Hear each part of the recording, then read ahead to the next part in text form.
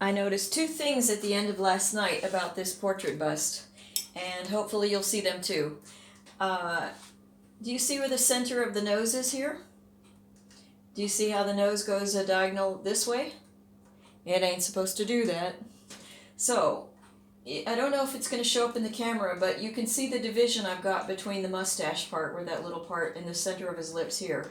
If you put this point here, and then put this point at the center point of the nose, do you see that that's not a vertical line? So this is the kind of thing that happens as I was adding material to this side to develop it. I ended up pushing the face at an angle like this, and I've got to push things back, or I could decide to move these over. So again, when things get to be complicated, make it a yes or no question. I see that there's a diagonal. Does this need to go over here, or does that need to go over there?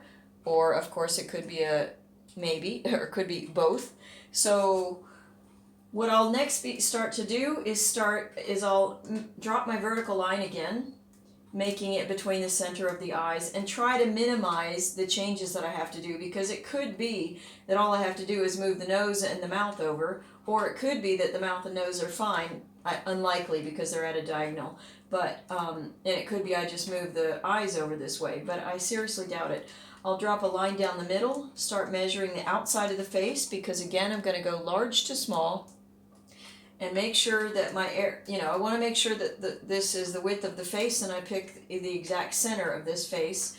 We're not symmetrical, but I shoot for that. The other thing that I noticed last night, which I don't know if you can see from there, is that the neck here on this side goes in too thin, too much there. So I need to pull out the collar here and give him some more space to have some more neck.